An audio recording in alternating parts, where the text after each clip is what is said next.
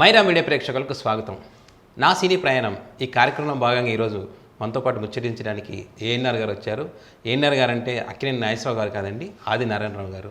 పలు విజయవంతమైనటువంటి చిత్రాల్లో నటించి అదేవిధంగా సీరియల్స్లో కూడా పద్మిని, జ్యోతి, నా పేరు మీనాక్షి, గంగా మంగ ఇలాంటి ఎన్నో సీరియల్స్లో కూడా నటించి తన ప్రతిభను మనకు చూపించినటువంటి వ్యక్తి ఆదినారాయణరావు గారు మనతో పాటు ఉన్నారు. ఆయన జీవిత విశేషాలు, ఆయన సినిమా ప్రయాణం ఎలా సాగింది అనే అంశాలను తెలుసుకునే ప్రయత్నం చేద్దాం. సార్ నమస్తే అండి. నమస్తే అండి.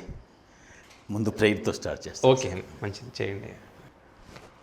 శుక్లాం భరదరం విష్ణుం శశివర్ణం చతుర్భుజం ప్రసన్నవదనం ధ్యాయేత్ సర్వవిఘ్నోపశాంతయే అగజ ఆనన పద్మార్కం గజానన మహర్నిశం అనేకదంతం భక్తానాం ఏకదంతముపాస్మహే ఏకదంతముపాస్మహే.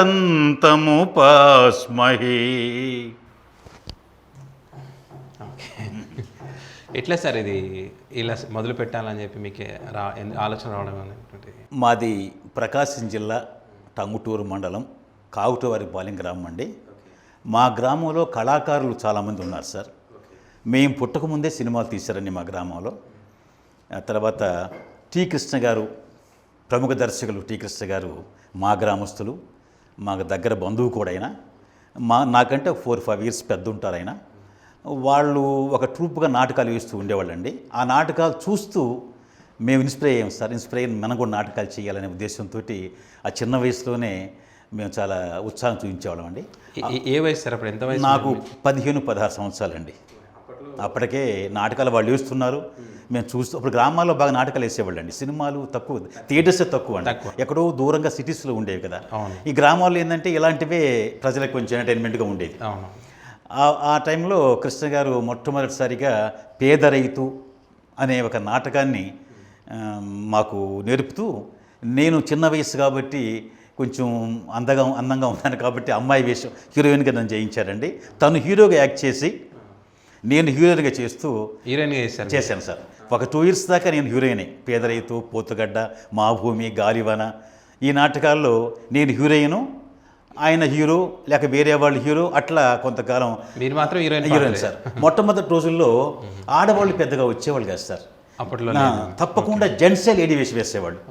అందువల్ల అప్పట్లో ఎక్కువగా మగవాళ్ళు ఆడవేషం వేసే అలవాటు అయిపోయారు. ఈవెన్ అక్కినేని నాగేశ్వరరావు కూడా ఫస్ట్ ఆడవేషం వేశారు నాటకాల్లో.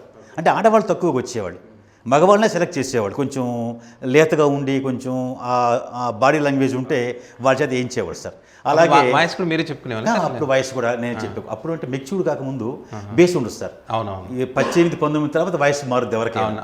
బిలో 18, 15, 16లో వాయిస్ మెత్తగా ఉంటుంది. మనం కొంచెం దాన్ని కొంచెం స్వీట్నెస్ చేస్తాం కాబట్టి లేడీ వేస్ అయిపోయింది సార్. అట్లా ఒక 2 ఇయర్స్ 3 ఇయర్స్ లేడీగానే యాక్ట్ చేశానండి.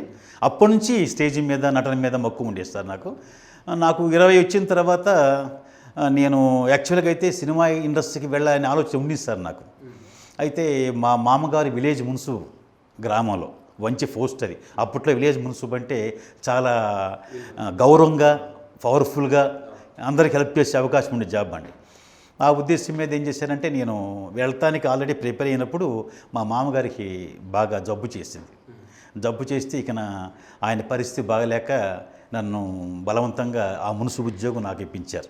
ఇప్పిస్తూ ఆయన కూతురు ఉందండి, వివాహం చేసే లోపు ఆయన జీవిస్తాడో లేదో డౌట్ వచ్చేసి వివాహం కూడా చేయించేశాడు, పెళ్లి కూడా చేయించేశాడు. నాకు 20 ఏళ్ళకి పెళ్ళి అయిపోయింది సార్. ఇంకా ఉద్యోగం, సంసారం, బాధ్యత ఇన్ని పెట్టుకొని ఇక ఇండస్ట్రీకి పోలేకపోయింది సార్. విలేజ్ మున్సిపు ఉద్యోగం చేస్తూ నా ఇంట్రెస్ట్ని ఇక నా నాటకాల ద్వారా ఇలా చేసుకుంటూ ముందుకు నడిచాం సార్. దాదాపు ఒక 20 సంవత్సరాలు ఉద్యోగం చేశానండి. 20 సంవత్సరాలు మున్సిపల్ ఉద్యోగం చేశాను మా రాములో. ఉద్యోగం చేస్తూ ఈ నాటకాలు ఆడుకుంటూ ఈ టి కృష్ణ గారి దర్శకులతో కొంతకాలం చేశాను. ఆయన తర్వాత మద్రాసు వెళ్ళిపోయారు ఆయన. నేను ఈ ఉద్యోగ బాధ్యతలు, ఊళ్ళో కొంచెం మంచిగా ఉండడం వల్ల నేను నాటకాలకే పరిమితి అయ్యాను సార్. నేను కానీ కోరిక మాత్రం తీరలేదు. కోరిక తీరకపోతే నేను పెద్దవాడిని అయిన తర్వాత నాకు ఉద్యోగం మీద కూడా ఒక 20 ఇయర్స్ చేసిన తర్వాత ఈ ఉద్యోగాలు మార్చారండి, వ్యవస్థలు మార్చారు. ఈ వ్యవస్థలు మార్చిన తర్వాత నేను కూడా ఆ ఉద్యోగం వేరే ఊళ్ళో ఇస్తే ఇక పోలేక ఉద్యోగాన్ని రిజైన్ చేసేసి అక్కడ నుంచి ఇక పూర్తిగా యాక్టింగ్ సైడ్ వచ్చేసాను సార్. అప్పుడు ఇంట్లో ఏం అబ్జెక్షన్ చెప్పలేదు సార్? ఇంకా అప్పుడు పిల్లకాయలు పెద్దవాళ్ళు అయిపోయారు, కొన్ని బాధ్యతలు అయిపోయినాయి, అందువల్ల ఈ పెద్ద ఇబ్బంది ఏమి లేదు సార్. అలా ఈ జీవితం ఇప్పుడు ఈ సినీ రంగంలో సీరియల్స్లో నటిస్తూ చేస్తూ అలా జరిగాను సార్. అయితే కొన్ని నేను టీ కృష్ణ గారి డైరెక్షన్లో నేను చేస్తున్నవి ఆయన ఎలా మాకు చెప్పేవాడు, అసలు నటన అంటే ఏంటి, డైలాగ్ అంటే ఏంటి, డైలాగ్ కూడా మనం పాట పడతాం సార్, దానికి ఒక అప్ అండ్ డౌన్స్ స్వరాలు ఉంటాయి, ఆరోహణ అవరోహణ సాంగ్స్కి ఉంటాయి. Not only songs with dialogue కూడా ఆరోహణ అవరోహణ ఉంటేనే దానికి అందం వస్తుంది. అంటే ఇప్పుడంతా సిస్టమ్ మారిపోయింది అనుకోండి, అప్పుడున్న పరిస్థితుల్లో ఆ విధంగా ఉండేది సార్. చిన్న మీకు ఉదాహరణకి ఒక డైలాగు, అది ఆ నాటకాన్ని రాసింది హరినాథరావు గారండి. అది దాని పేరు జగన్నాథ రథచక్రాలు. ఓకే. అదే నాటకాన్ని దేవాలయం సినిమా తీశారు శ్రీకృష్ణ గారు, శోభన్ బాంబి. సేమ్ అదే స్క్రిప్టు కొంచెం మార్పులు చేసి సూపర్ డూపర్ హిట్ అయింది దేవాలయం. అంటే ఆస్తికత్వానికి నాస్తికత్వానికి మధ్య ఉండే సంఘర్షణ, దాని మీద సినిమా. Okay okay. దానిలో ఓంకారం క్యారెక్టరు నేను చేశానండి, అది సినిమాలో శోభన్ బాబు గారు చేశారు. ఓకే. నా తండ్రి క్యారెక్టర్ దానిలో సోమయాజు గారు చేశారండి, అది శ్రీకృష్ణ గారు చేశారు. ఓకే. ఆ క్యారెక్టర్ని చిన్న దానిలో మా ఇద్దరి మధ్య తండ్రి కొడుకు మధ్య సంఘర్షణ ఒక సీన్, మంచి సీన్ ఉంది సార్, అది మీకు చెప్తాను. ఓకే. ఒక టెంపుల్ అండి, టెంపుల్లో ఒక ప్రాంగణం ఉంటుంది కదా, మండపం, అవును, అవి ఉంటాయి ముందు. అవును. జనరల్గా దేవాలయాల్లో దిక్కులేని వాళ్ళు, అడుక్కునేవాళ్ళు ఒక మూలన అక్కడెక్కడ ఉంటారు, వాడికి ఏ ఆధారం లేక. నాటకంలో కూడా అలాగే వాళ్ళు ఆ చిన్న మండపం ఉంటే వాళ్ళు మూటాముల్లె, బికారి, గౌరీ. ఆ బెకారికి ఎవరు ఉండరు, గౌరికి ఎవరు ఉండరు. ఆ బెకారికి మంచోడు చూసుకుంటూ గౌరీ అనే అమ్మాయి కూడా ఆ మండపంలో ఉంటుంటుంది సార్. ట్రస్టీ వస్తాడు, ప్రభంజన శాస్త్రి, లోపల పూజారి ఉంటాడు, ఈయన ఎంటర్ అవుతాడు.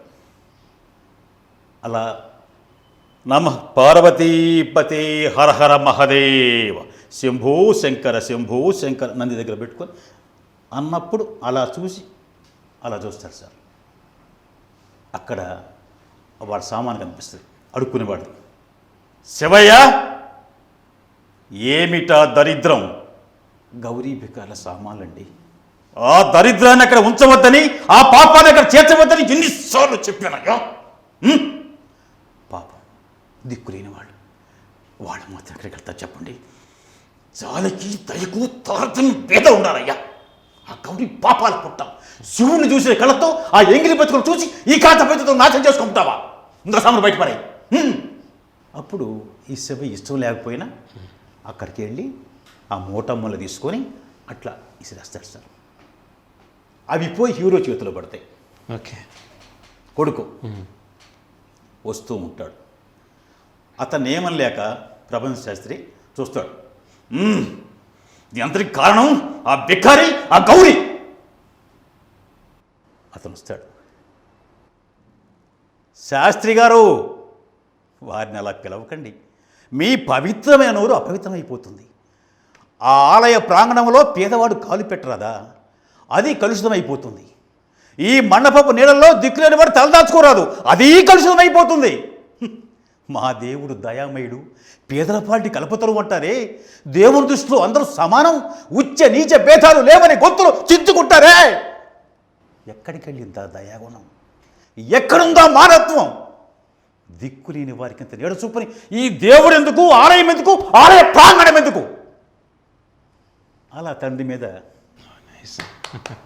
ఇదండి నాటకం. అంటే ఎందుకు చెప్పారంటే ఎమోషన్స్. ఇప్పుడు ఆ అప్ అండ్ డౌన్స్ అనేవి, ఆరోహణ, ఇది టీ కృష్ణ గారి స్కూల్. ఓకే. ఎలా పైకి పోవాలో, ఎలా కిందకి రావాలో చెప్పారు సార్. అయితే సార్ ఇవాళ ఉన్న సిచ్యువేషన్ ఎలా ఉందంటే సార్, అదే ఒక స్టేజ్ ఆర్టిస్ట్కి, ఒక ఫీల్ చేసే ఆర్టిస్ట్కి ఇవాళ సీరియల్స్ కానీ సినిమాలు కానీ, మెయిన్ సినిమాలు, సీరియల్స్ కొంతవరకు చేపిస్తున్నారు. ఎందుకండి అంతంత అంత హెవీ, అంత డెప్త్ అవన్నీ అవసరం. ఇప్పుడు మనకి క్యాజువల్. శాస్త్రి గారు అనేది పిలవకండి, మీ పవిత్ర మీద అపవిత్రం అయిపోతుంది, అది ఏమన్నా ఉండకూడదు ఇక్కడ, ఏ తప్ప అలా కావాలండి మాకు. ఆ అందం, ఆ అప్ అండ్ డౌన్స్, ఆరోహణ అవరోహణ, అది లేకపోతే అందం ఉండదు సార్. చెప్పేయచ్చు, మామూలు క్యాజువల్గా చెప్పేయచ్చు. ప్రతి ఇప్పుడు తల్లి చనిపోయింది సార్, ఎమోషన్స్ రావా సార్? వస్తాయి. బాధపడమా? రియల్ లైఫ్లో లేదా? అక్కడ కూడా అంతొద్దండి అంటే దాని కొలవాన ఉంటుందా?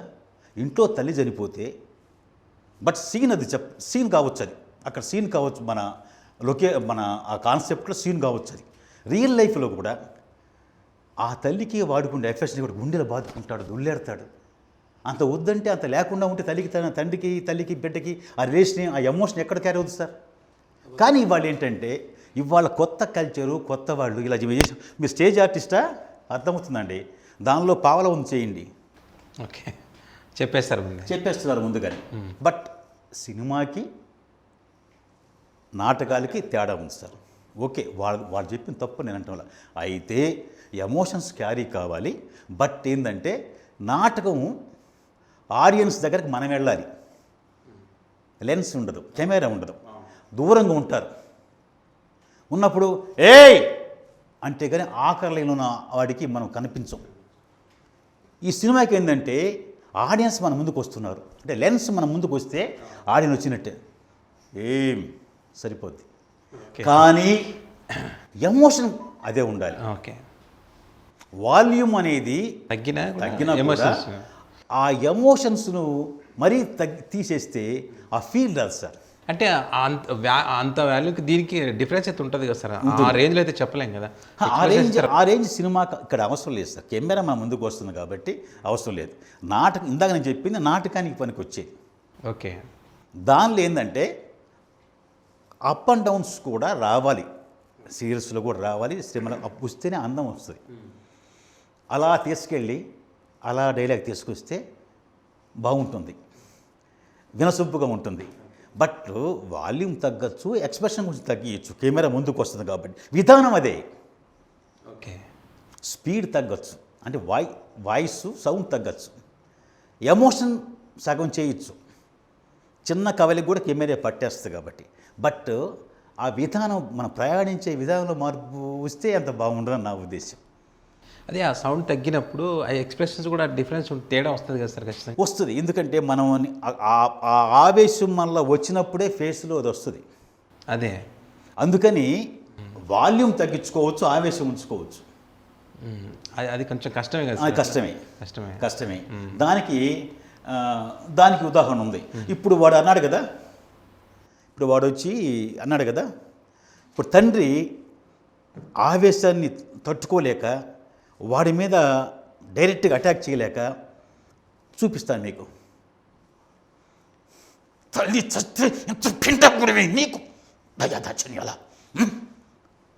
ఎమోషన్ ఇదే ఉంటుంది. అంటే గట్టిగా మాట్లాడితే వాడు ఏమన్నా మన ఎవరు చదువుతాడేమని. ఓకే, తల్లి చస్తే పిండకుడు వెయ్యిలా నీకు దయదాచలా నువ్వు నా గురించి చెప్పేది, అది ఎక్స్ప్రెషన్ అదే ఉంటుంది. ఆడంతా సౌండ్ ఇడేవాడు, ఇక్కడ మారుతుంది సౌండ్, అది సౌండ్ మారుతుంది. బట్ ఎక్స్ప్రెషన్ అదే వస్తుంది, బట్ సౌండ్ తగ్గుతుంది. దాంట్లో కూడా మన సౌండ్ తగ్గినా కూడా డెప్త్ వస్తుంది సౌండ్లో, బలం ఉంటుంది. వాల్యూమ్ తగ్గుద్ది, స్ట్రెంగ్త్ ఉంటుంది.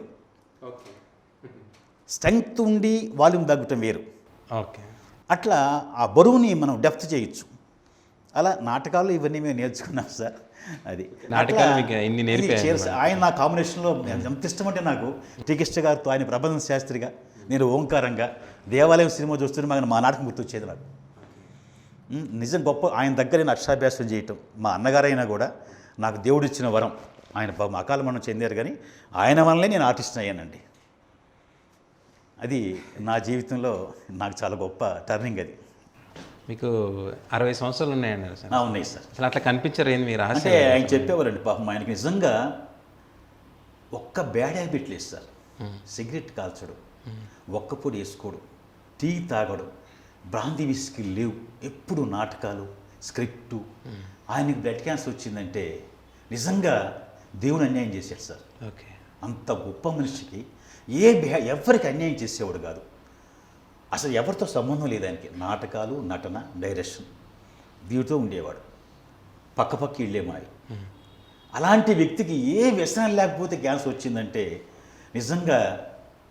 అయితే ఆయన వల్ల మేము కూడిందంటే, సిగరెట్ తాగొద్దు, వాయిస్ క్లారిటీ పోద్ది, పై స్థాయికి పోలేరు, పట్టేస్తుంది, పై స్థాయికి అందుకోలేరు, సిగరెట్ వద్దు, ఒక్క గొంతు దప్పికినట్టు ఫీలింగ్ వస్తుంటుంది, వద్దు, ఇవన్నీ నా ఆర్టిస్ట్ పనికిరావు. సిగరెట్లు, మందు, ఈ టీ కాఫీలు, ఏదైనా టీ కాఫీ ఎప్పుడున్నది వేరు, ఇంటి దగ్గర ఉన్నప్పుడు స్టేజ్ మీద వద్దు, ఇలాంటివి ఆయన చెప్పిన ఆయన స్కూల్ వలన ఎలా ఆయన మెయింటెనెన్స్ ఎలా చేయాలో చెప్పినందు వలన నాకు 60+ అయినా కూడా ఆయన స్ఫూర్తి వల్లనే ఇవాళ 50 అంటే నమ్ముతారు. నేను నిజంగా ఇండస్ట్రీకి ఆఫీస్కి వెళ్ళి నాకు ఫాదర్ వేషం ఏంటి సార్ అంటే, మీకు ఇంకా వయసు రావాలి సార్ అంటున్నారు. నాకు ఫాదర్ వేషం ఏంటంటే బాగా చేస్తానంటే ఇంకొంచెం మీ వయసు రావాలి సార్ అంటున్నారు. నాకు 60 ఉన్నా కూడా తాత వయసు యాక్చువల్గా. అంటే దీనికి కారణం ఏంటంటే ఆయన చెప్పిన హితబోధే. ఆ స్కూల్ కాబట్టి ఆ ప్రిన్సిపల్స్, ఆ మెయింటెనెన్స్ మేము అదే కంటిన్యూ అవుతున్నాం కాబట్టి అలా చేశారు. ఇప్పుడు ఎవరైనా ఉన్నారు సార్? ఇప్పుడు వచ్చే తరంలో అట్లా పాటించే వాళ్ళు ఎవరైనా ఉన్నారనుకోవచ్చు? ఇప్పుడు ఎవరు సార్? ఇప్పుడంతా నిజంగా సార్ చాలా బాధేస్తుంది. నేను నా వరకు నేను ఓ లొకేషన్కి వెళ్ళగానే, సార్ నా సీన్ పేపర్ ఇవ్వండి సార్ అంటాను. అక్కడ ఏమంటారంటే, ఎందుకండి సీన్ పేపరు, మేము ప్రాంప్టింగ్ ఇస్తాంగా, దాంతో అవసరం ఏముంది మీకు? చూడండి సార్ ఎలా అయిపోయిందో. సీన్ ఏంటి, మన క్యారెక్టర్ ఏంటి, మనం ఏం చేయాలి అని ఓన్ చేసుకోవాలి. ఎక్కడ మనం ఆ డైలాగ్ మాడ్యులేషన్ ఎలా చెప్తే బాగుంటుంది అనేది కూడా లేకుండా సీన్ పేపర్ ఇవ్వట్లేదు సార్. అంటే అంత ఫాస్ట్ సీన్ పేపర్ ఎలా వస్తుందో తెలుసా మీకు? రైటర్ అక్కడ చెప్తుంటాడు, వాట్సాప్ పెడతాడు, రాసుకుంటాడు ఒక అసిస్టెంట్ డైరెక్టర్. సీన్ పని ఆయన డైరెక్టర్కి ఇస్తారు, ఆ సీన్ చేయమంటారు. అంటే సీన్ గురించి తెలుసుకోవటం, అసలు ఏంటి మన పాత్ర ఏంటి, మన డైలీ చేసే క్యారెక్టర్ ఏంటి అర్థం అవుద్ది. ఒక్కోటి కొత్తగా ఎంటర్ అవుతుంది క్యారెక్టర్. 2 days క్యారెక్టర్ ఉంటుంది, 3 days క్యారెక్టర్ ఉంటుంది. అసలు వాడిది ఏంటి, వాడు పాజిటివా, కన్నింగా, నెగిటివా? ఒకే డైలాగుని పాజిటివ్గా ఒక రకంగా చెప్పచ్చు, కన్నింగ్ కూడా ఇంకో రకంగా చెప్తాడు, నెగిటివ్ కూడా ఇంకో రకంగా చెప్తాడు. మనం ఎలా చెప్పాలి? ఇలా మనకు అవకాశం కూడా లేకుండా ఫాస్ట్ అయిపోయింది సార్. వాస్తవంగా క్వాలిటీ లేదు సార్, స్టాండర్డ్ లేదు సార్. ఏదో ప్రాంప్టింగ్ ఉంది, చెప్తున్నారు, జరిగిపోతుంది. ఆర్ఆర్ వేసి దాన్ని లేపుతున్నారు, సీన్ని చూస్తున్నారు జనం. వాస్తవంగా అయితే దాన్ని కరెక్ట్గా ఆ క్యారెక్టర్స్ అందరిని పండించి తీయించుకునే విధానం తగ్గిపోయింది సార్. ముందు అయిపోవాలి, సీన్ అయిపోవాలి, ఇవాళ 6 సీన్లు అయిపోవాలి, అవుట్పుట్ రావాలి, దాని మీద ఉంటుంది తాపత్రయం తప్పితే ఆర్టిస్ట్ని ఇంకొంచెం దాన్ని వంట పట్టించి ఎక్కువ అతని దగ్గర నుంచి అవుట్పుట్ రాబట్టడం. అవుట్పుట్ ఆర్టిస్ట్ దగ్గర రాబట్టడం కాదు, అవుట్పుట్ వాళ్ళకి కావాల్సిన ఎపిసోడ్స్ తెప్పించుకుంటున్నారు. అవుట్పుట్ విషయం ఆర్టిస్ట్ పక్కన పెడితే లెంగ్త్ ఎపిసోడ్ ఎలా అవుట్పుట్, ఎంత అవుట్పుట్ వస్తుంది కమర్షియల్ అయిపోయింది సార్. ఎందుకంటే వాళ్ళు ఛానల్కి ఇంత ఇస్తున్నారు, ఆంతలో పిన్ని చెయ్యాలా, అది కమర్షియల్ కదా, వాళ్ళ డబ్బులు రికవరీ. అయితే ఆర్టిస్టు అనేవాడు ఎలా అయ్యాడంటే సార్, ఇవాళ 100కి 90 మంది 2 డైలాగ్స్, ఒక్క డైలాగ్ కూడా యాక్షన్ అనగా చెప్పట్లేదు సార్. నేను చూసి చాలా కాలం అయిందిరా, నాకు చాలా సంతోషంగా ఉంది అని డైలాగ్ సార్. నాకు చెప్పాడు ఒకసారి ప్రాంప్టర్, డైరెక్ట్ యాక్షన్ అంటాడు. మళ్ళీ అది కూడా మనకు చెప్పాలి అతను, నేను చూసి చాలా కాలం అయిందిరా, నాకు చాలా సంతోషంగా ఉంది. 3 టేకులు పడ్డాక కూడా 4వ టేక్ కూడా మళ్ళీ అతను చెప్తే ఇతను చెప్తున్నాడు. అంటే డిపెండింగ్ ఆన్ ప్రాంప్టర్. అంటే ప్రాంప్టర్ లేకపోతే నో సీరియల్. అంతలా మారిపోయింది ఇప్పుడు. 2 రూళ్ళు ఎంత అంటే క్యాలిక్యులేటర్ కొట్టి 4 అంటున్నాం చూడండి. 2 రోజులు 4, 2 3 6, 2 5 10 అనేది నోటితో రావట్లా, ఇది కుట్టి చెప్తున్నాం. అలాగే ప్రాంప్టర్ కొడితేనే అది పలుకుతుంది. ఇది లేదు, ఇక్కడ మెమరీని వదిలేశారు. అంత ఫాస్ట్ అయిపోయింది సార్ స్త్రీలు. అందువల్లనే దయచేసి మన తెలుగు ఇండస్ట్రీ తెలుగు భాష మాట్లాడేవాడిని, తెలుగు వాళ్ళని వీలైనంతవరకు ఎంకరేజ్ చేయండి. నన్నని కాదు, నాలాంటి వాళ్ళు ఎంతోమంది ఉన్నారు ఆర్టిస్టులు, వాళ్ళందరికీ అవకాశాలు ఇవ్వండి. ఎందుకు కష్టపడుతున్నారు?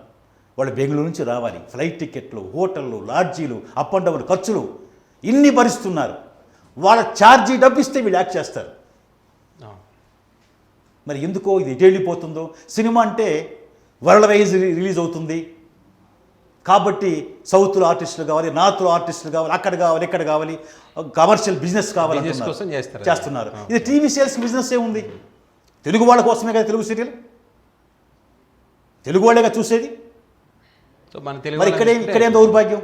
వాళ్ళకంటే ఇంటర్నేషనల్ రిలీజ్ అయిపోతుంది, నార్త్ ఇండియన్, సౌత్ ఇండియన్ మొత్తం రిలీజ్ అవుతుంది, సినిమా వరల్డ్ వైడ్ అవుతుంది. కాబట్టి వాళ్ళకి అందరు స్టార్స్ ఉండాల్సిన అవసరం ఉంది.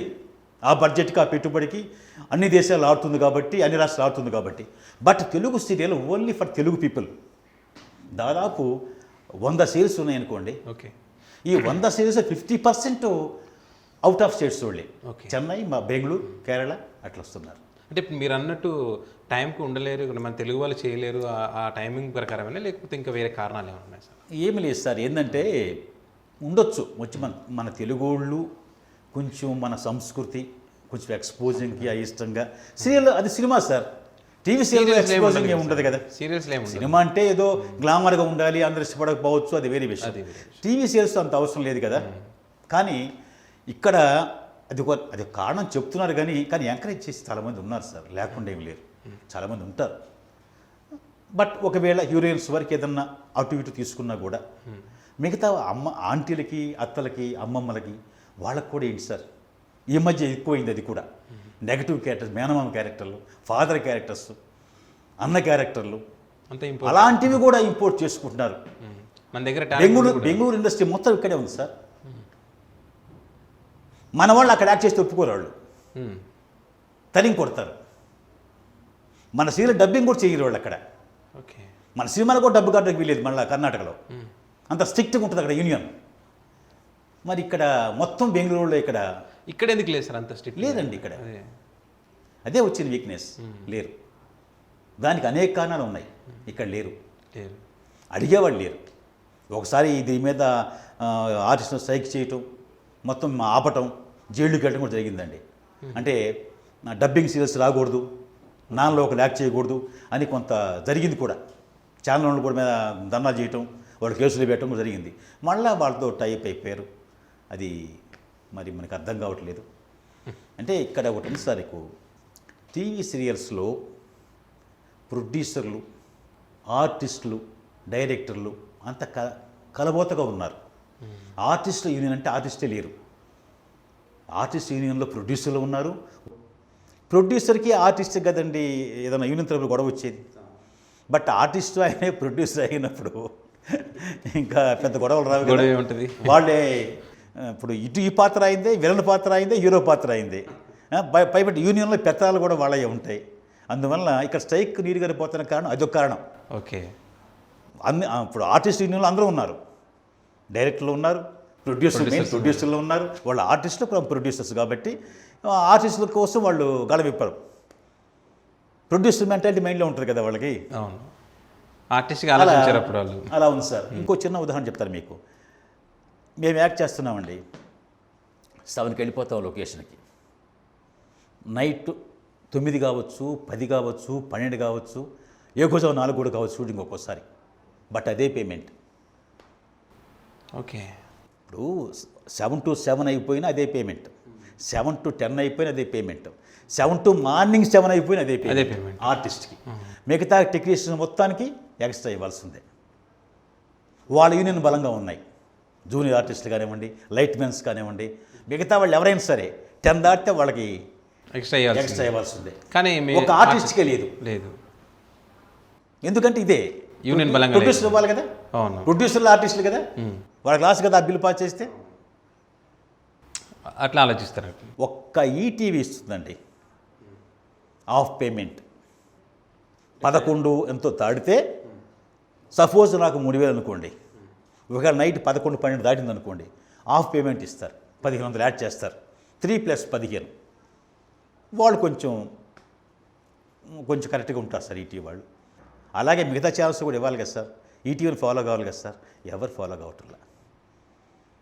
బట్ దీనికైతే పెట్టరండి. ఇంపోర్ట్ చేసుకునే వాళ్ళ కోసం ఫ్లైట్ టికెట్లు, వాళ్ళ అసిస్టెంట్లు, ఓట్ల ఖర్చులు ఇవన్నీ భరిస్తారు. అవన్నీ భరించి ఇంత అవుతుంది మాకు ఎపిసోడ్కి అని వీళ్ళ మీద భారం చూపిస్తున్నారు చివరికి. వాళ్ళకి పెట్టింది మొత్తం మీద బడ్జెట్ కనిపెడుతుంది వాళ్ళకి. బట్ ఈ బడ్జెట్ ఎందుకు అవుతుంది? ఇవన్నీ తగ్గించుకుంటే వాళ్ళ వల్ల అవుతుంది, వాళ్ళ వల్ల బడ్జెట్ పెరుగుతుంది.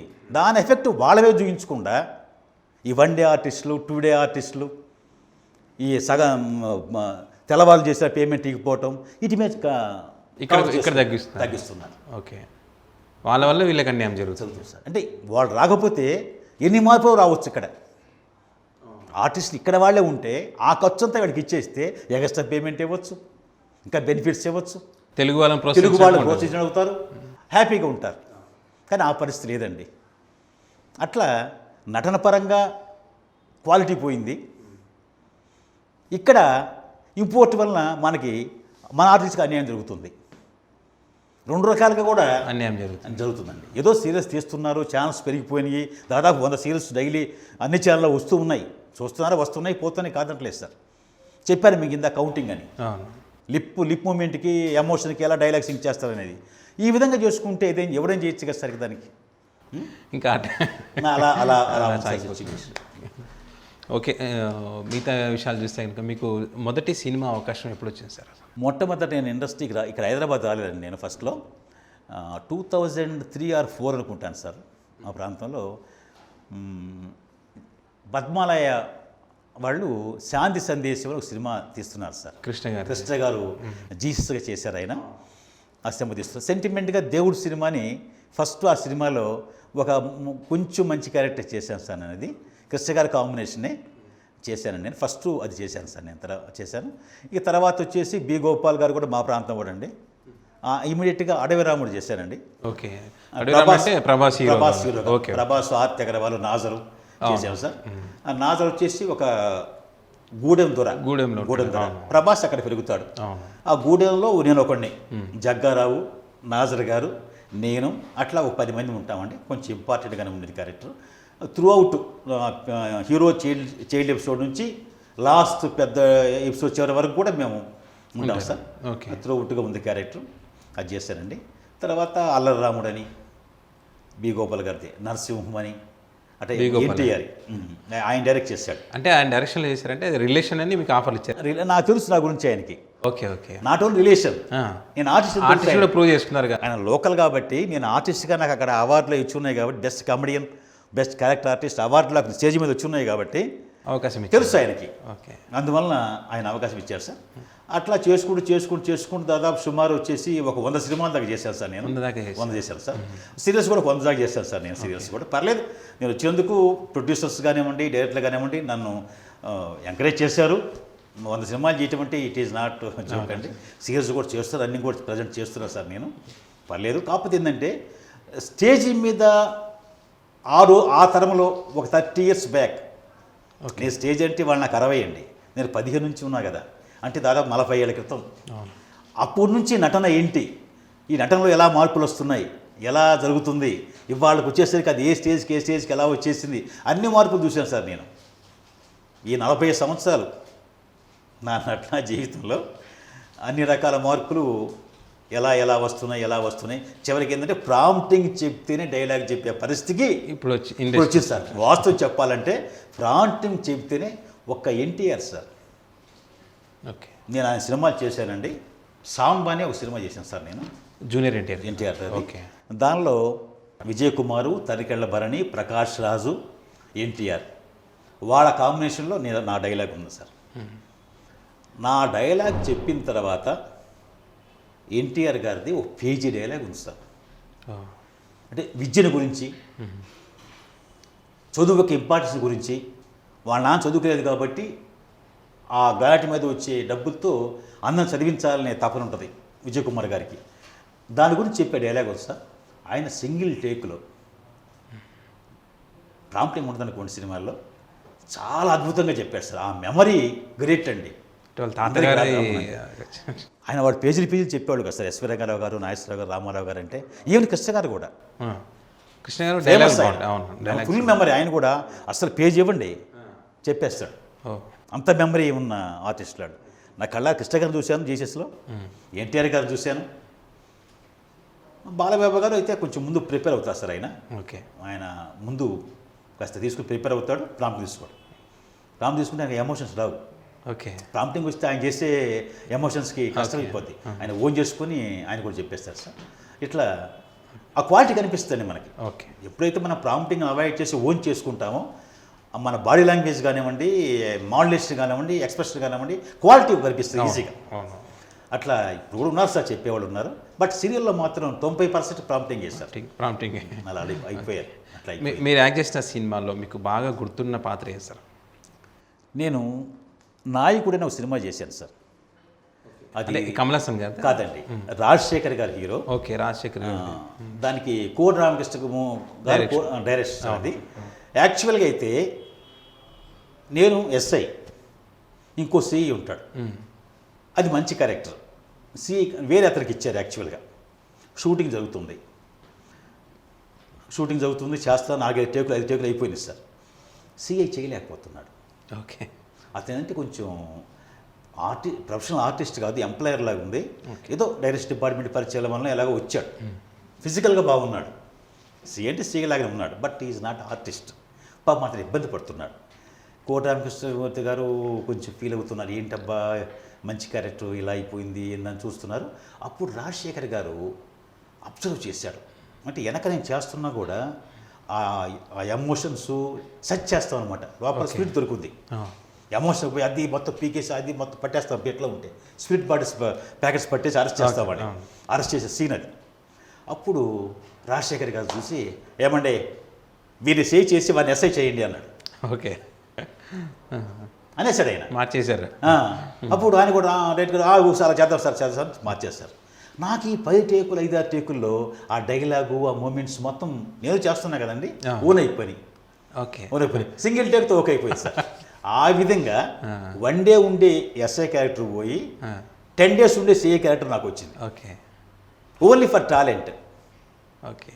అది అతను చేయలేకపోవటం నేను చేయటం వల్ల నాజరా గారిని అరెస్ట్ చేయటం, రాజశేఖర్ గారిని అరెస్ట్ చేయటం, సెల్లో వాళ్ళని ట్రీట్ చేయటం, మంచి క్యారెక్టర్. బట్ సినిమా ఆడలేదు సార్.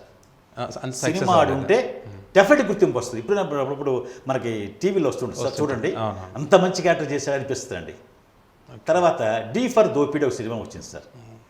నానిగారు ప్రొడక్షన్. నానిగారు యాక్చువల్గా ప్రొడ్యూసర్స్ వేరండి. తర్వాత నానిగారు రాజు గారు టేకప్ చేశారు దాన్ని. ఓకే. అంటే స్టోరీ నచ్చి చేశారు. దానిలో హేమ హస్బెండ్గా చేశారు సార్ నేను. ఓకే. చాలా సాడిస్ట్ అలాంటి క్యారెక్టర్. బట్ ఆ సినిమా ఆడలేదు సార్. అది మంచి క్యారెక్టర్. అందువలన దానిలో కూడా చేసి కూడా మనకు గుర్తింపు రాలేదు సార్. అట్లా 10 సినిమాల దాకా మనం చేసి కూడా సినిమా సక్సెస్ కాక రాలేదు సార్. కొన్ని సినిమాలు సక్సెస్ అయినప్పుడు కూడా అవి చిన్న క్యారెక్టర్ల వల్ల చేశాను. మామూలుగా జయసింహ చేశాను, లైన్ చేశాను, సింహ చేశాను. ప్రతి సినిమాలో 1 సీన్ 2 సీన్ డైలాగ్స్ ఉంటాయి సార్. మహానటి చేశాను. అట్లా మహానటిలో మహానటిలో మహానటి గారికి సావిత్రి గారికి సన్మానం చేస్తున్నాం సార్ మేము. ఓకే. చేస్తూ డయాస్ మీద కూర్చొని ఉంటాం. ఓకే. అందరం ఆమె కోసం వెయిట్ చేస్తుంటాం. నేను ప్రొడ్యూసర్ దానిలో. రాజు అంతసేపు స్టేజ్ రావట్లే. ఇప్పుడు మా పిఏ వచ్చి నా చెవిలో చెప్తాడు, ఓకే సార్ ఆమె ఇక్కడ గ్రౌండ్లో మామిడి చెట్టుకి కాయలు కోసుకుంటుంది సార్ అని చెప్తాడు. అప్పుడు నేను వెళ్ళి, ఏంటమ్మా ఇది, నువ్వు పెద్ద స్టార్ అమ్మా, ఇలా ఉంటేలా, నీకోసం అందరూ వెయిట్ చేస్తున్నారు, రమ్మ దిగి అంటాను. ఆమె చిరిపిగా, ప్రొడ్యూసర్ గారు ఈ కాయ చాలా దూరంగా ఉందండి, మీరు తినండి అని నాకు ఇస్తుంది. సరేనమ్మా నువ్వు దిగిరమ్మా అని తీసుకెళ్ళి డయాస్ మీద కూర్చోబెట్టి ప్రెస్ పెట్టి అవుతుంది సార్. ఆ సీన్ చేశానండి. తర్వాత ఇంకో సీన్ కూడా చేశాను సార్, మంచి సీన్. నేను ఆమె 2 సినిమాలు రీమేక్ చేసి, మోగ మనసులు ఏదో సినిమా డబ్బింగ్ చేసి బాగా ఫైనాన్స్కి ఇబ్బందులు పడిపోద్దండి. ఫైనాన్స్లో ఒత్తిడి చేస్తుంటారు. ఆమె తట్టుకోలేక ఆమె లాభం పొందిన ప్రొడ్యూసర్ నేను. ఓకే. అందువల్ల నా దగ్గరికి వస్తుంది. వచ్చి, ఏమండి ప్రొడ్యూసర్ గారు, ఇట్లా నేను ఇబ్బందుల్లో ఉన్నానండి, నా సినిమా రిలీజ్ కాక మీరు కొంచెం నాకు హెల్ప్ చేయాలి అని అడుగుద్ది. లేదమ్మా ఆ సినిమాలు ఆడవు, మేము చేసినా కూడా మేము కూడా ఇబ్బంది పడిపోతాం, సారీ అమ్మని చెప్పేస్తారు. అప్పుడు ఆమె వెళ్ళిపోయి ఇల్లు అమ్ముకుంటుంది. ఆ సీన్ బట్ లెంగ్త్ ప్రాబ్లం వల్ల సినిమాలు లేదండి. ఆ సీన్ లేదు. ఈ సీన్ ఉంది కానీ ఆ సీన్ లేదు. అట్లా చాలా సినిమాలు ఉన్నాయి సార్, ఇంకా చాలా ఉన్నాయి. అట్లా మీరు యాక్ట్ చేసి చాలా ఉన్నాయి సార్. దాదాపు 25 సినిమాలు డబ్బింగ్ చెప్పి సినిమాలు లేవండి. ఏ ఉన్నాయి సార్? ఏ సినిమాలు ఉన్నాయి సార్? ఇప్పుడు సింహ, okay. Balayya Babu combination, dubbing చెప్పాను, సినిమాలో లేదు. లేదు. ఓకే. అతడు సినిమాలో లేదు, లీడరు సినిమాలో లేదు, అట్లే శ్రీమంతుడు సినిమాలో లేదు. ఓకే. అట్లా చాలా ఉన్నాయి సార్. అందువల్ల సినిమాలు అంటేనే వేషం వచ్చిందాకా ఒక బాధ, చేస్తాం, చేసిన తర్వాత ఉంటుందా ఉండదని ఒక బాధ. అందువల్ల సినిమాలు అంటేనే అట్లా అయిపోయింది సార్. ఇప్పుడు లెంగ్త్లు ఎక్కువైపోతున్నాయి, వాళ్ళు ఏమో చాలా తీస్తున్నారు, అప్పుడు దాన్ని లెంగ్త్ను బట్టి ట్రిమ్ చేసుకుంటున్నారండి. ఓకే. అట్లా కొన్ని పోతున్నాయి సార్. అంటే బాలకృష్ణ గారితో ఎట్లా ఉండేది సార్ మీ షూటింగ్ సమయంలో? బాలకృష్ణ గారు షూటింగ్లో చాలా జలసాగా ఉంటారు సార్. ఆయన అది బయట కొంతమంది అంటారు కానీ నేను ఆయనతో 3-4 సినిమా చేశానండి. నేను చాలా బాగా ఎంకరేజ్ చేస్తాడు, బాగానే ఆయనతో కలిసి చేసి ఆయనతో చేశాను నేను. ఆ 3-4 సినిమాలు కూడా ఆయన కాంబినేషనే, జయసింహ ఆయన కాంబినేషనే, సింహ ఆయన కాంబినేషనే, లైన్ ఆయన కాంబినేషనే. బాగానే ఇబ్బంది లేదు సార్. ఆర్టిస్ట్ని కూడా కొత్త పద్ధతి చూడడం. మొదటిసారి ఆయనతో కలిసి యాక్ట్ చేసినప్పుడు ఎట్లా ఉంది సార్ మీ? నేను సార్ స్టేజీ కాబట్టి నాకు అనిపించలేదు సార్. అంటే బాలకృష్ణ గారి గురించి మీరు బయట విని ఉంటారు కదా? నేను విన్నాను.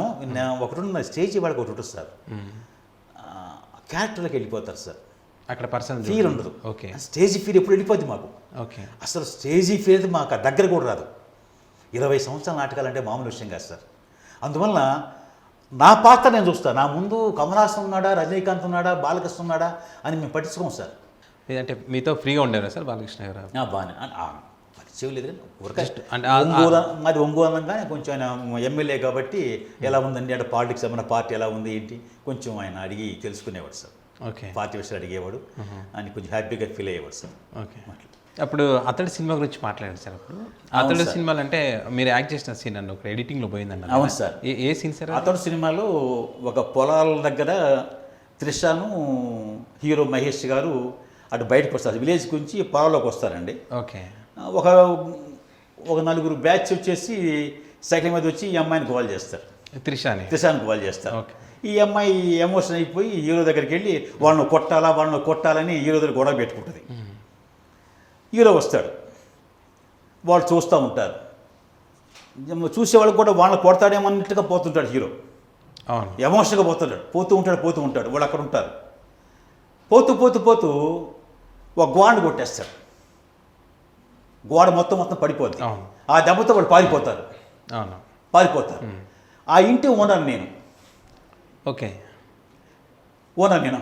అయ్యో నా గోడ పడిపోయింది, ఎవరెవరు బయటకు వస్తాను నేను. రాగానే ట్రాక్టర్ కనపడుతుంది నాకు. ట్రాక్టర్ పోతూ ఉంటుంది. అది మనుషులు చేసే పని అనుకోని నేను. మనిషి కొట్టే గోడ పడదు కదా. నా డౌట్ ట్రాక్టర్ కొట్టిపోయాడని. చూసావు బాబు, వాడు కళ్ళు లేవా, నా గోడ పడేశాడు బాబు, నా గోడ పడేశాడు అంటాను. ఓకే. మామయ్య డోంట్ వర్రీ, నీ గోడ కదా కావాల్సింది, ఇదిగో రిపేర్ చేయించుకో. అదేంటి బాబు రివిస్తున్నావు, ఎవరిస్తేమయ్యా, నీ గోడ నువ్వు బాగా చేయించుకో. మహేష్ బాబు ఇస్తాడు. ఆ అమ్మాయి అర్థంగా చూస్తుంటారు, ఇటు వెళ్ళిపోతారు. నువ్వు మంచి మహారాజు భయ్యా అని ఇంట్లోకి వెళ్ళిపోతాను నేను. ఓకే. అది సీన్. అది సీన్ కట్ చేసి అది లేదు, జస్ట్ గోడ కొట్టడం, వాడు పోవడం, అది మాత్రం పెట్టి ఆ డబ్బింగ్ కూడా చెప్పాను నేను. అట్లా చాలా సినిమాలు సార్. చాలా సినిమాల్లో మనం చేస్తున్నాము, కొన్ని లెంగ్త్ను బట్టి పోతున్నాయి, కొన్ని. మీకు బాధ అనిపించదా సార్ అట్లాంటి సీన్లు? అనిపిస్తుంది. పెద్ద సినిమా అందులో హీరో హీరోయిన్ నేను 3 షాట్. అవును. ముగ్గురమే ఫ్రేమ్లో ఉంటాం. 100లో ఉంటే వేరండి. అవును. ఇద్దరము హీరోతో ఉంటాము, హీరోయిన్తో ఉంటాం. ఇప్పుడు మహానటి చూశారు, ఆమెతో ఉన్నాను. అలాంటి సీన్స్ పోతే అది మంచి కాంబినేషన్ కదా సార్. చాలా బాధ వేస్తుంది. అయ్యో చేసి డబ్బులకు వస్తే ఉంది, డబ్బులు వస్తే పోతాయి, ఆ సీన్ రాదు కదా సార్. అట్లా చాలా బాధపడి చివరికి ఏమైందంటే సినిమాలు ఇంతే అని డిసైడ్. సినిమాల్లో మెయిన్ వేషాలు అయితే ఉంటాయి కానీ మనం చేసి ఉండొచ్చు ఉండకపోవచ్చు అని ఒక నిర్ణయానికి వచ్చేసామండి, పరిస్థితులను బట్టి. బాలకృష్ణ గారి సినిమా ఏదైనా ఉందా సార్ అట్లా? అది సింహ అండి. ఓకే. సింహాలో మెడికల్ కాలేజ్ అండి. ఆ కాంపౌండ్లోకి వచ్చి రౌడీలు గోల్ చేస్తుంటారు. అప్పుడు హీరో గారు బాలయ్య బాబు గారు అందుట్లో ఒక మెడికల్ స్టూడెంట్. ఓకే. అంటే మేము అంతా ఎంబీబీఎస్ పూర్తయి అక్కడ ఏదో మెడికల్ కాలేజ్లో ఉంటాం. హౌస్ సర్జన్ అంటాం చూడండి, హౌస్ సర్జన్ స్టూడెంట్స్ లాగా ఉంటాం. నేను ఒక స్టూడెంట్ని, అందరు స్టూడెంట్స్ని. అప్పుడు బాలయ్య బాబు వచ్చేసి అక్కడ డైలాగ్స్ ఉన్నాయి, మంచి డైలాగ్స్ ఉన్నాయి. మీకు ఐడియా ఉందో లేదో, ఆయన చెప్పే డైలాగ్ మంచి డైలాగ్ ఒకటి ఉంది. నేను మాట్లాడేటప్పుడు నీ చెవుడు మాత్రమే పనిచేయాలి, కాదు ఇంకేం పని చేసినా నీకు నెసబర్తనే ఉండదు అంటారు చూడండి. ఆ డైలాగ్స్ ఉన్న సీన్ అండి. ఆ సీన్లో ఏం చేస్తారంటే వాళ్ళని కొట్టేస్తాడు, అందరిని కొట్టేస్తాడు. కొట్టిన తర్వాత ఒక విలను కత్తి చేస్తాడు. అప్పుడు ఈ అమ్మాయి చెయ్యి అడ్డం పెట్టుద్ది, హీరోయిన్. హీరోయిన్ తగులుతుంది, ఆ చెయ్యి తగులుద్ది.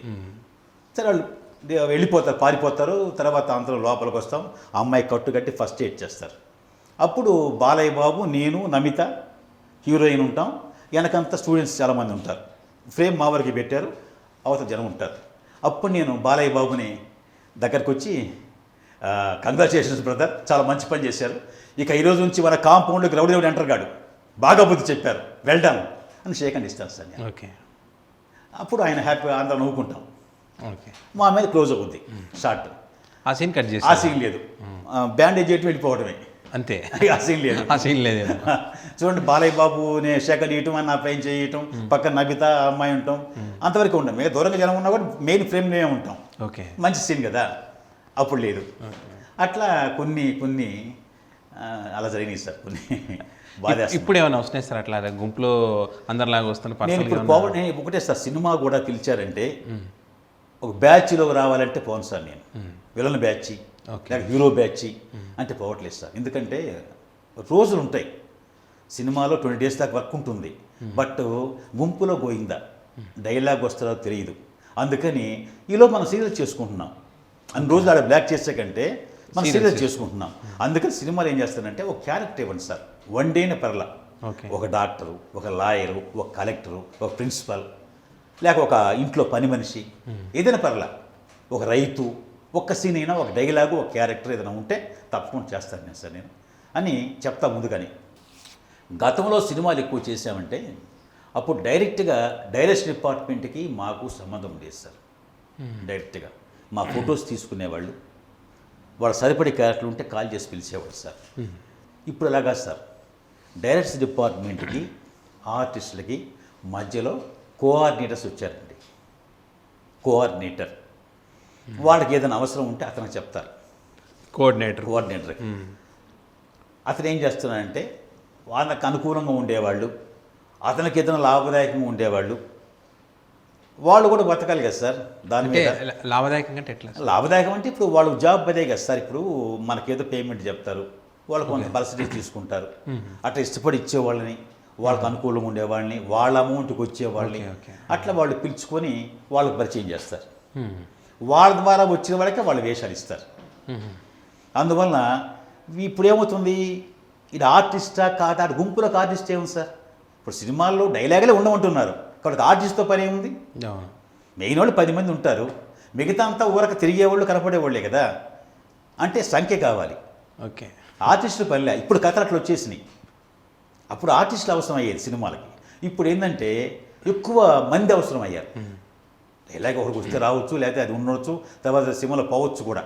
అందువల్ల ఏమవుతుందంటే ఆ మంది అవసరం అవుతున్నారు కాబట్టి కోఆర్డినేటర్స్ చెప్తున్నారు. ఓకే. వాళ్ళు పిలిస్తే వాళ్ళు వేషాలు ఇస్తున్నారు.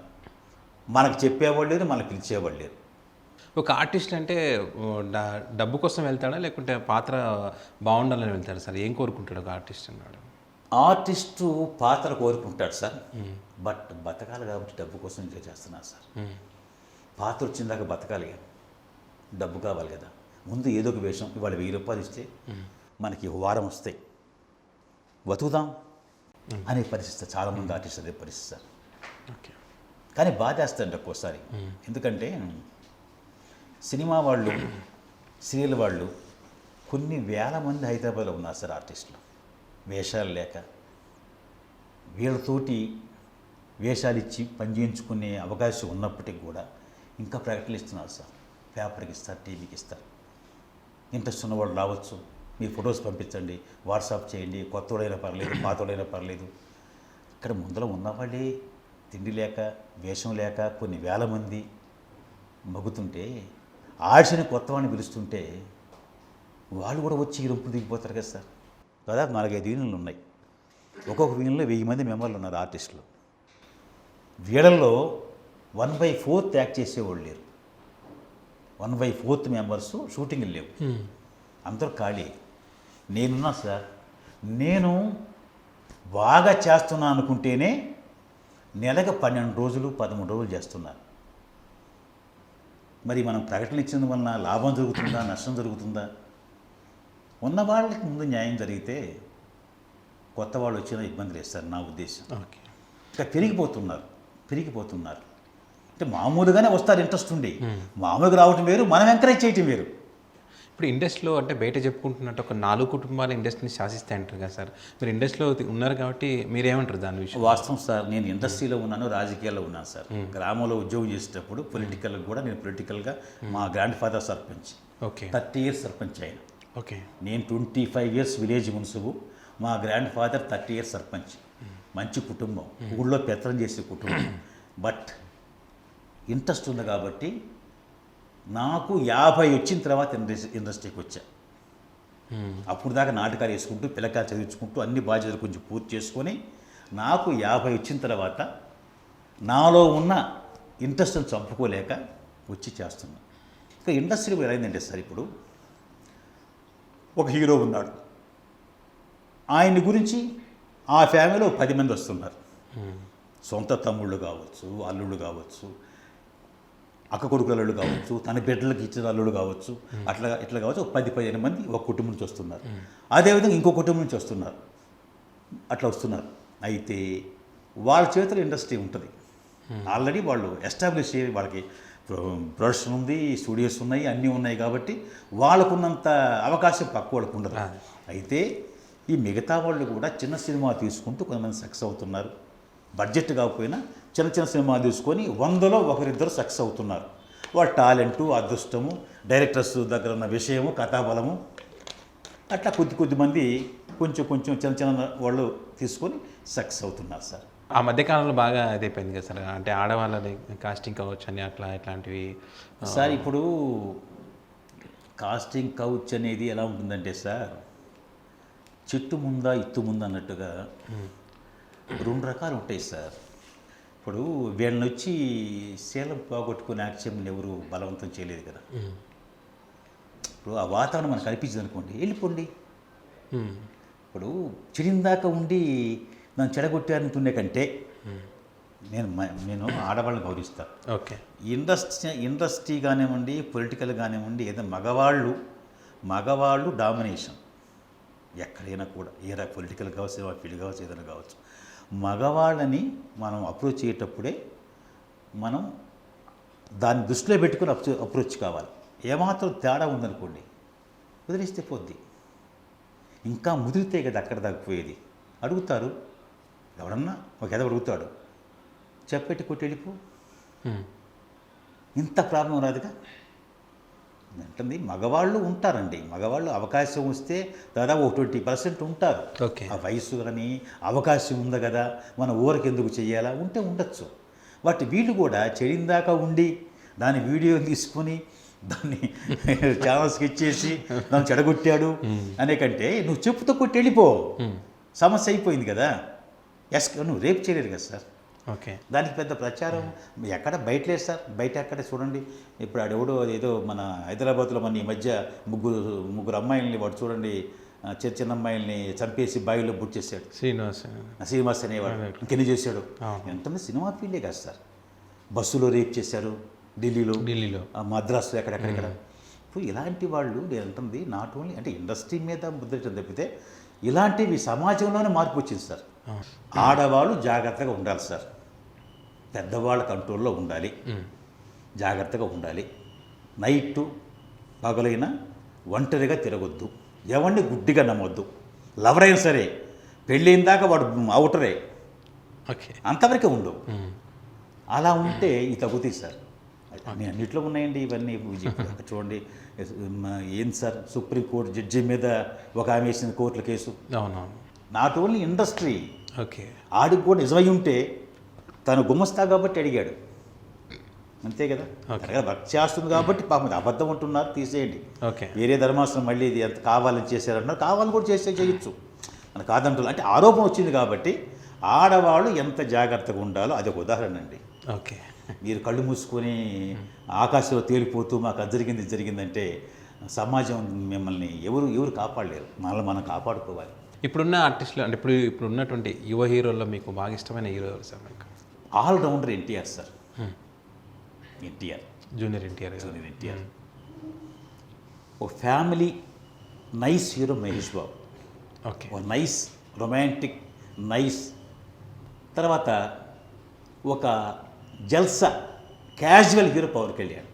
ఓకే. ఒక జల్సా క్యాజువల్గా హీరో బట్ కమీన్లాగా ఉంటాడు ఆయన, ఒక జల్సాగా ఉండే అతను. సరదాగా ఈయన పవన్ కళ్యాణ్ గారు, ఈ ముగ్గురిని నేను లైక్ చేస్తాను సార్ ఆర్టిస్టులుగా. ముగ్గురు రూట్స్ సపరేట్. ఓకే. ఆర్టిస్టులు మహేష్ గారు వే వేరు, ఎన్టీఆర్ గారు వే వేరు, పవన్ కళ్యాణ్ గారు వే వేరు. బట్ ఎవరి యాంగిల్లో వాళ్ళు ఆర్టిస్టులు. ముగ్గురిని అట్లా మిగతా వాళ్ళు కాదని కాదు, మిగతా వాళ్ళు కూడా ఆర్టిస్టులే. ఓకే. కాకపోతే ఏది కొంచెం బెటర్ అనే దాంట్లో ఇప్పుడు రన్నింగ్ రేస్ పెడతాం సార్, మనము సెకండ్స్లో విన్ అవుతారు. అవును, సెకండ్స్లో విన్ అవుతారు కదా, ఆ టైప్ అందరూ స్పోర్ట్ స్పిరిట్ ఉండోళ్ళే. అవును. బట్ సెకండ్స్ ఉన్న వేరియేషన్ మొదటి విన్నర్ సెకండ్ అనేది అయితే అంతే, కంపల్సరీ సెకండ్స్ తేడా. ఓకే. అట్లా వీళ్ళు ముగ్గురు కాస్త బాగుంది. ముగ్గురుతో పనిచేశాను నేను. పవన్ కళ్యాణ్ గారు తీసిన సార్ బంగారం చేశాను సార్. బంగారం చాలా ఆయనతోనే మంచి డైలాగ్ ఉంది నాకు. అవునా? సినిమాలో ఉంది, సినిమాలో ఉంది ఆ డైలాగ్ ఫోలా. ఓకే, గుర్తుందా సార్ డైలాగ్? డైలాగ్ అంత గుర్తులేదు సార్, సీన్ చెప్తాను మీకు. అది చెల్లెల్ని ఒక కాలనీలో ఒక అబ్బాయికి ఇచ్చి పెళ్లి చేస్తారు సార్. ఒక కాలనీ అవును చేస్తే ఆ కాలనీలో వచ్చేసి రౌడీలు వచ్చి అరెస్ట్ చేస్తుంటారు, భయభ్రాంతులు చేస్తుంటారు. ఓకే. అనుకోకుండా చెల్లెల కోసం వస్తాడు పవన్ కళ్యాణ్. ఆ ఎదురింట్లో ఒక అమ్మాయిని ముసలిని లాక్కొచ్చి చంపేస్తుంటారు, ఎవరు వారు భయపడి. ఇటు కొత్తవాడు కదా, హీరో కదా, వెళ్తానంటాడు. అప్పుడు అందరు కలిసి మనకి లోపల పెట్టి తలిపేస్తాం, గ్రామస్తులు అందరం కలిసి, ఆ కాలనీ వాళ్ళందరూ కలిసి. వాళ్ళు వెళ్ళిపోతారు, తలుపు తీస్తాం. వచ్చి ఎగురుతాడు మా మీద హీరో. ఏంటి మీరు ఇంతమందిని పని, నీకేమయ్యా వచ్చావు, చుట్టం చూపుగా వచ్చావు, మీ చెల్లెలను చూసుకున్నావు, వాడి మీద తిరుగుబాటు చేస్తావు, వెళ్ళిపోతావు. ఆ తర్వాత మాగా తింటాయ్యా, మేము బతకాలని ఇక్కడ ఈ కాలంలో ఉండాలా చావాలా, నీ నమస్కారం మహాప్రభు, వెళ్ళిపో. ఇది డైలాగ్. ఓకే. ముందు సినిమాలో కట్ చేయలేదు. ఉంది, అది ఇంపార్టెంట్ కదా. అవునవును, ముందు ఆ సినిమాలో ఉంది. ఓకే. ఆయనతోనే చెప్తాను నేను. ఓకే. ప్రజెంట్ ఏం సినిమా లైక్ చేస్తున్నారు సార్? ప్రజెంట్ దాడిన ఒక సినిమా చేస్తున్నాను సార్ నేను. డైరెక్ట్గా చాలా మంచి ఆయన, సబ్జెక్ట్ బాగుంది. అంటే వరుణ్ సందేశ్కి మళ్ళీ రీఎంట్రీ లాగా ఉంది ఆ cinema. Okay. Varun Sandesh hero. Okay. చేశాం సార్, 10 days జరిగింది వర్క్. 10 daysలో 5 days చేశాను నేను. కొంచెం మంచి క్యారెక్టర్ ఇచ్చారు. అజయ్ గారు యాక్ట్ చేస్తున్నారు. అంటే చైల్డ్ ఎపిసోడ్ హీరోకి. ఓకే. అజయ్ ప్రియ అని ఒక ఆర్టిస్ట్ ఉందండి. అజయ్ ప్రియ భార్య భర్తలు, Varun Sandesh father mother. Okay. ఒక విలేజ్, మేమంతా ఆయనకు అనుకూలంగా ఉండే మనుషులు మేము. అజయ్ ఫాలోయర్స్ అంటే రైతులుగా, గ్రూప్ కాదు, రైతులుగా మేమంతా పంచాయతీ కంటెస్ట్ చేయటం, అవతల నాగినీడు, అజయ్ ఘోష్ వాళ్ళు మా మీద కంటెస్ట్ చేయటం, కొంచెం ఊళ్ళో గొడవలు, ఓకే, అంతవరకు చేశారండి. పర్ల డైలాగ్స్ బాగానే వచ్చింది, క్యారెక్టర్ బాగుంది. మళ్ళీ షెడ్యూల్ ఎప్పుడు వేస్తారు ఐడియా లేదు సార్. ప్రజెంట్ అదే మూవీ చేస్తారు. ఓకే. సీరియల్ చూస్తే కనుక మీకు ఎప్పుడన్నా ఈ సీరియల్లో గుర్తుపట్టారా సార్? వాళ్ళన్న సీరియల్ యాక్ట్ చేస్తాడు నన్ను ఎవరన్నా, ఆ సందర్భం ఎప్పుడన్నా వచ్చిందా? Wonder sir. నేను వచ్చిన కొత్తలో భార్యామణి అని ఈటీవీ సీరియల్ చేశాను సార్ నేను. Okay. Bharyamani. Okay. 10 years back. 10 years back. Okay. దానిలో మూర్తి క్యారెక్టర్ చేశాను సార్ నేను. మూర్తి ఆ క్యారెక్టర్ పేరు. ఓకే. చాలా సింపతి క్యారెక్టర్, హీరోయిన్ సేవ్ చేసే క్యారెక్టర్, లెంగ్త్ క్యారెక్టర్. 1 year పైన యాక్ట్ చేశాను. ఓకే. ఆ సీరియల్లో చేస్తే ఈరోజు కూడా కొంతమంది ఎవరన్నా చూస్తే మూర్తి గారు అంటారు. ఓకే. 10 years బ్యాక్ నేను చేసిన క్యారెక్టర్ పేరు గుర్తుపెట్టుకుని, నా పేరు తెలియదుగా వాళ్ళకి, నేను మూర్తిగా వాళ్ళకి పరిచయం. 10 years అయినా కూడా మూర్తి గారు బాగున్నారా పేరుతో పిలుస్తారు. ఒక్కోసారి నేను చూడండి వాళ్ళ సాయి మూర్తి అంటే నేను మర్చిపోయాయి కదా, మిమ్మల్ని సార్ అంటారు మళ్ళీ వచ్చి. అప్పుడు స్ట్రైక్ అవుతారు, ఓహో మూర్తి అంటే భార్యమణి సీరియల్లో పేరు. చూడండి ఒక క్యారెక్టర్ ప్రభావం అనేది 10 years తర్వాత కూడా. అంటే సీరియల్స్ అంత డెప్త్కి వెళ్తాయి, ఆడియన్స్ అంత డెప్త్కి వెళ్తాయి, ఫ్యామిలీస్ కూడా దగ్గరగా. ఎక్కువ మంది అంటే సినిమా అంటే మనం పోతేనే చూస్తాం, వెళ్తేనే చూస్తాం, ఇది ప్రతిరోజు చూస్తాం.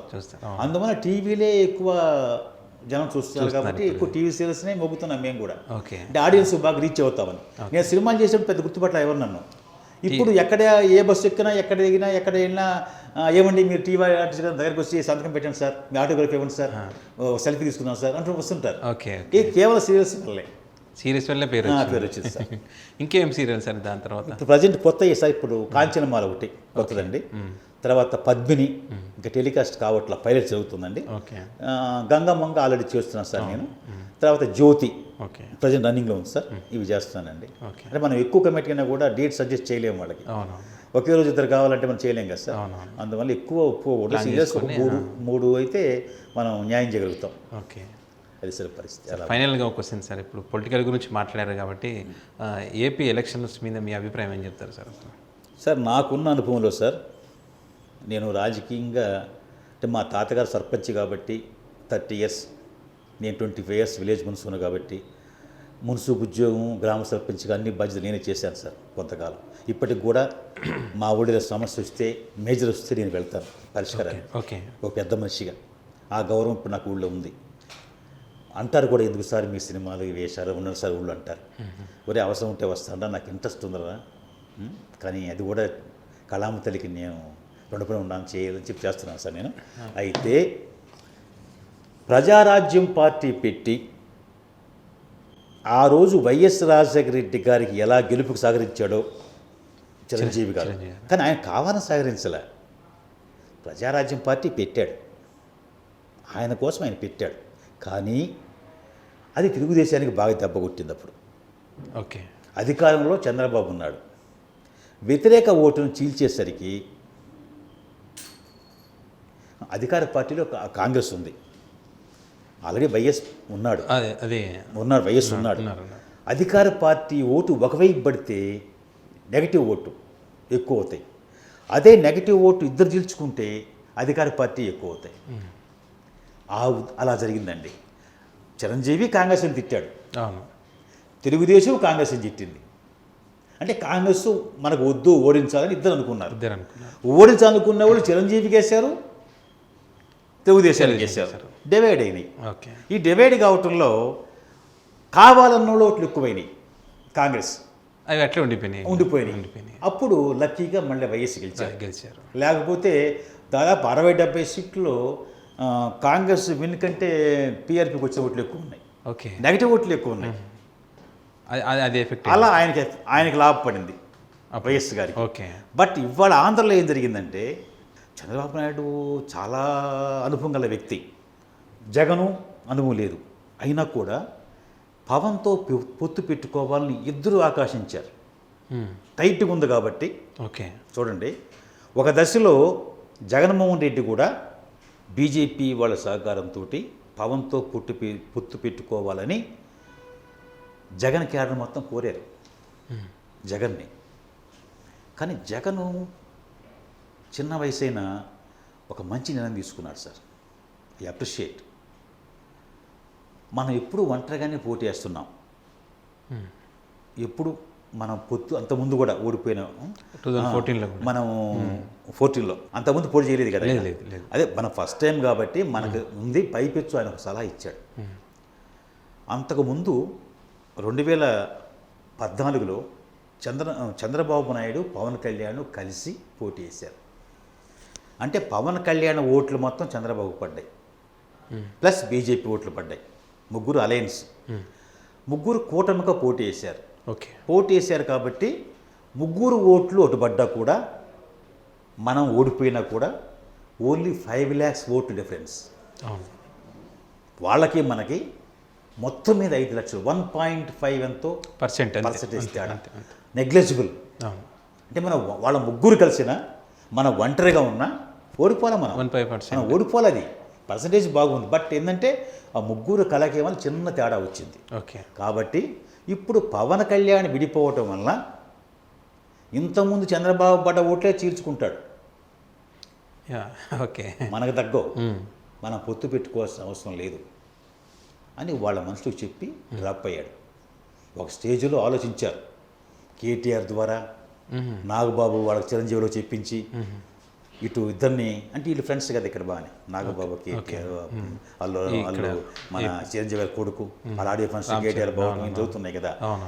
కానీ వాళ్ళు కావాలనుకుంటే అయ్యేది కాదు ఏది, కానీ దీనివల్ల చంద్రబాబుకే మైనస్ అని ఎక్స్పెక్ట్ చేశాడు జగన్. చేసి వాళ్ళు పొత్తు పెట్టుకోలేలాగో, మనం కలుపుకోవద్దు, మాకు నష్టం లేదు, చీల్తాయి వాళ్ళయ్యే అని వద్దు అన్నాడు. వద్దని మూర్ఖంగా ఒక బ్లంట్గా వెళ్ళిపోయారు. వాళ్ళకి వెళ్ళిపోయారు. చంద్రబాబుకు కూడా ఆయన మనుషులు చెప్పారు, సరే మనము ఒంటరిగా ఎప్పుడు చేయలేదు, ఫస్ట్ కమ్యూనిస్టులు ఇంతకుముందు కూడా అవును. ఎప్పుడు కూడా కమ్యూనిస్టులా బీజేపీయా ఎవరో ఒకరు ఏదో ఒక పొత్తు లేకుండా మనం స్టేట్కి ఎప్పుడు పోటీ చేయలేదు. మనం కూడా అసలు కాంగ్రెస్తో ఫెయిల్ అయ్యాము, హైదరాబాద్లో ఇక్కడ వద్దనుకున్నాము. పవన్ కళ్యాణ్ ఇంతకుముందు మనకు ఉన్నాడు కదా, కలిసి ఫైట్ చేద్దాం, కలిసి మనం పోటీ చేద్దాం అనేది ఒక అభిప్రాయం అలగొచ్చారు. ఈయన కూడా తర్జన భర్జన పడి ఈ లోపు ఎప్పుడైతే జగను పవను పొత్తు కాదు వద్దనుకున్నారో ఈయనకి లడాయి పడింది జగన్కి పవన్కి. వ్యక్తిగతంగా ఈయన దూషించటం, ఓకే, పవన్ని కారులు మార్చినట్టు అమ్మాయి ఈయనంటాం, అతను వచ్చేసి నీ భవిష్యత్తు ఏంది, నీదేంది, వ్యవహారం ఏంది, జాగ్రత్తగా మాట్లాడి ఈయనంటాం. ఈ వాళ్ళ ఫాలోవర్స్ కూడా కౌంటర్లు వేసుకోవటం ఒకరికొకరు బాగా సోషల్ మీడియాలో బాగా వచ్చింది. అది రాకుండా ఉంటే కలిసేవాడు చంద్రబాబు. కానీ ఇది ప్లాన్డ్గానే జగన్ చేశాడు. జగన్కి పవన్కి పడదంటే చంద్రబాబు కలుపుకోడండి, గోడ సూచించుకున్నారు. బాగా వెళ్ళిపోయింది, మీడియాలోకి వెళ్ళిపోయింది. అప్పుడు చంద్రబాబు ఆలోచించారంటే మనము జగన్ తిడుతున్నాం, అతను జగన్ తిడుతున్నాడు, కాబట్టి జగన్కు పడే ఓట్లు ఇద్దరం పంచుకుంటాం. ఓకే, అధికార పార్టీ ఓట్లు చేల్తాయని పవన్ అనుకున్నాడు, జగన్ అనుకున్నాడు. ఇతనేమనుకుంటున్నాడు, జగన్కి ఇతనికి పడదు కాబట్టి పవన్ అభిమానులు జగన్ వాళ్ళు కూడా పవన్కి వేస్తారు. ఓకే, యూత్ మొత్తం అలా పవన్కి మొత్తం యూత్ ఫాలోయింగ్ ఉంది, జగన్కి పవన్కి పట్టలేదుగా, కాబట్టి యూత్ అంతా కలిసి మళ్ళీ పవన్కి వేస్తారు, జగన్ దగ్గుతాయి ఒకటి పవన్కి వేస్తారని చంద్రబాబుకి ఇచ్చాడు. ఓకే, పవన్ కళ్యాణ్ మూడో పోటీ ఇస్తే జగన్మోహన్ రెడ్డి ఓట్లు చేల్తాయి, మనవి కాదు అని చివరికి ఒక నిర్ణయానికి వచ్చి పొత్తు కలవల.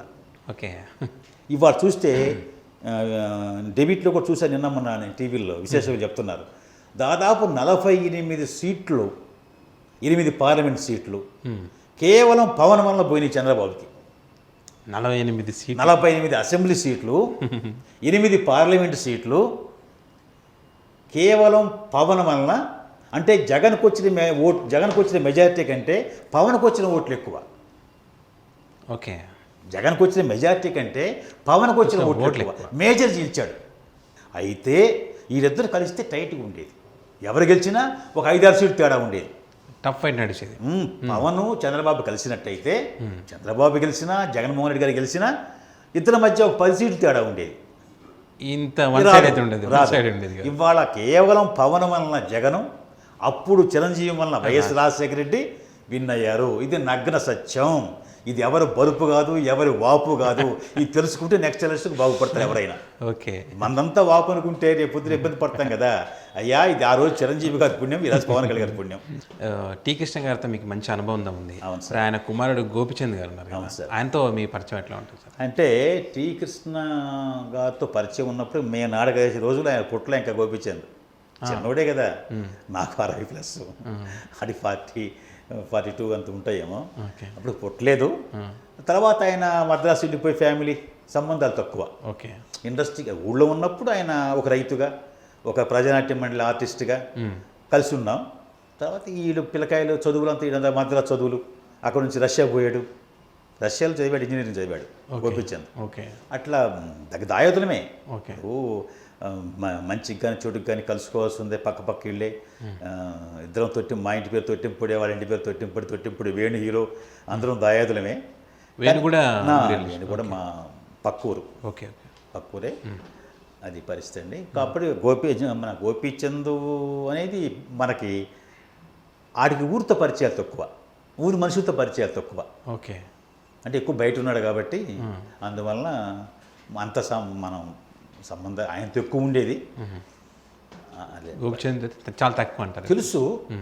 తెలుసు మనం బంధువులు అని తెలుసు, కానీ అంత మనకి ఆయనతో ఉన్నంత లేదు, సఖ్యత లేదు. ఇప్పుడు పుట్టలేదు అసలు ఇప్పటికి. ఓకే, ఓకే, మన నాటకాలు వేసేప్పుడు పుట్టలేదు వాళ్ళు. 40 ఏళ్ళ క్రితం అంటే పుట్టిన 1 or 2 years 3 years చూడలే కదా వాళ్ళు. ఇవాళ 42, 43 అంటే తర్వాత మద్రాసు ఫ్యామిలీ డైరెక్టర్ అయిపోయాడు, మద్రాసు వెళ్ళిపోయాడు. ఫ్యామిలీ ఎక్కడ వాళ్ళు పెరగటం, చదవటం అంతా అక్కడే కదా. అందువల్ల సంబంధం అంత తక్కువ. చూడండి, మన వాళ్ళలో కూడా, మన దగ్గర బంధువుల్లో కూడా బయట సెటిల్ అయిన వాళ్ళకి పిల్లకాయల సంబంధాలు తగ్గుతాం, మనకి పెద్దవాళ్ళతో ఉంటాయి కానీ పిల్లలతో ఉండవు. ఓకే. వాళ్ళు చెప్పాలి, ఒరే మన చిన్నాన్న కొడుకురా, మన పెత్తాన్ని మనం ఒకరా అని చెప్తుంటారు ఉద్యోగం పండుగలకు వచ్చినప్పుడు. అవును. అలా ఉంటుంది. ఇప్పుడు అదే ఒక ప్రచారం అయితే జరుగుతుంది అని, ఇప్పుడు మళ్ళీ విలన్గా తన కెరీర్ని స్టార్ట్ చేయబోతున్నాడు, సక్సెస్ లేవు అని అంటున్నారు. అది నిజమా సార్? లేదండి, ఇప్పుడు సినిమాలు ఉన్నాయి బాగానే, ఇప్పుడు ప్రజెంట్ సినిమాలు ఉన్నాయి, హీరోగా చేస్తున్నాడు. అంటే విలన్ నుంచి హీరోకి వచ్చాడు కాబట్టి మళ్ళీ మళ్ళీ ఇమిటే అంత పవర్స్ అవసరం ఉండదేమో అనుకుంటున్నాను. ఎవరికైనా సక్సెస్ అండి, సక్సెస్ అనేది ఎవరికైనా అవసరం. ఓకే. సక్సెస్ లేకపోతే మాకు అంటే విలన్ చేయకూడదు ఏం లేదు. మళ్ళీ కూడా ఇప్పుడు జగపతి బాబు దాదాపు ఒక ఫ్యామిలీ హీరోగా 100 సినిమాల దాకా చేసి ఉంటాడు కదా, ఆయన ఇంచుమించు ఏదన్నా కానీ విలన్గా హీరోగా. మళ్ళీ వాళ్ళ ఆయన ట్రాక్ మార్చుకున్నాడు కదా.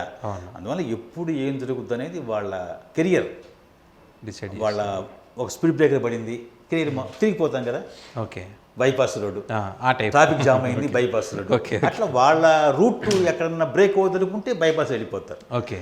అది వాళ్ళ పర్సనల్ ఇష్యూ. ఏదన్నా అటు కూడా ఛాన్స్ ఉంది ఆయనకి. ఓకే. ఒక హీరో అయిపోతే మాత్రం ఆగిపోవాలని ఏం లేదు. అతను ఆల్రెడీ ప్రూవ్ అయిన విలన్, అవార్డు వచ్చిన విలన్. అవును.